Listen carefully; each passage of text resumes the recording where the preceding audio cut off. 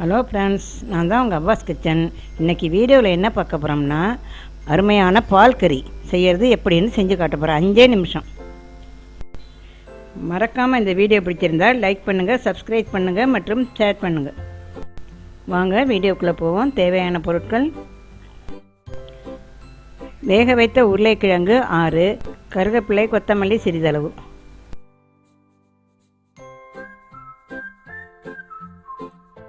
பச்சை மிளகாய் 4, பூண்டு உரித்தது 9 பல், இஞ்சி தேவையான அளவு, வெங்காயம் ஒரு பெருசு 1,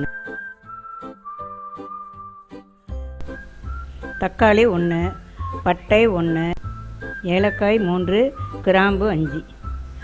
அரை கப் தேங்காயில் 1 டேபிள் ஸ்பூன் சோம்பு பவுடர் போட்டு வச்சுக்கோங்க. இப்போ ஒரு எண்ணெய் சட்டியில் 5 டேபிள் ஸ்பூன் எண்ணெய் ஊற்றுங்க. எண்ணெய் காஞ்சதும் பட்டை கிராம்பு போடுங்க. பட்டை கிராம்போட பச்சை வாசனை முடிஞ்சதும் அடுத்தது வெங்காயத்தை போடுங்க.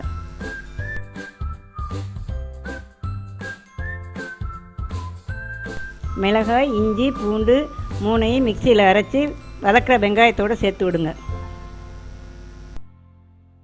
இப்போ நல்லா வதக்கி விடுங்க. இப்போ கொத்தமல்லி கருவேப்பிலை போடுங்க. நல்லா வதக்குங்க. நல்ல மணம் வரும்.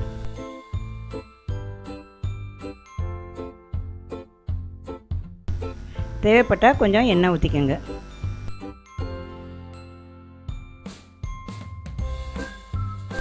இப்போ நறுக்கிய தக்காளியை அதில் போட்டு வதக்குங்க.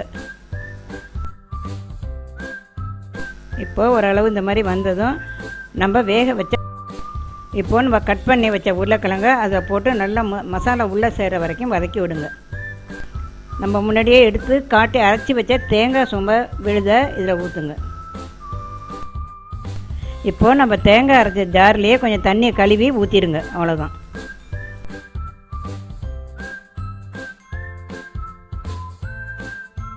இப்போது ஒரு டேபிள் ஸ்பூன் உப்பு போடுங்க.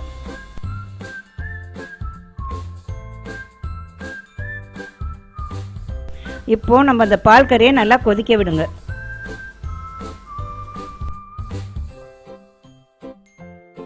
இப்போது அடுப்பை சிம்மில் வச்சு நல்லா கொதிக்க விட்டிங்கன்னா உங்களுக்கு கரெக்டான பதத்துக்கு வரும். அதிகமான தீயை வச்சிங்கன்னா அடி பிடிச்சிரும். பார்த்து செய்யுங்க. பார்த்தா தெரியும், கிட்டத்தட்ட பால் கறி ரெடி ஆகிடுச்சு. அவ்வளோதான். 5 நிமிஷத்தில் பால் கறி ரெடி ஆகிடுச்சு. சாப்பிட்டு பார்த்துட்டு கமெண்ட்டில் சொல்லுங்கள்.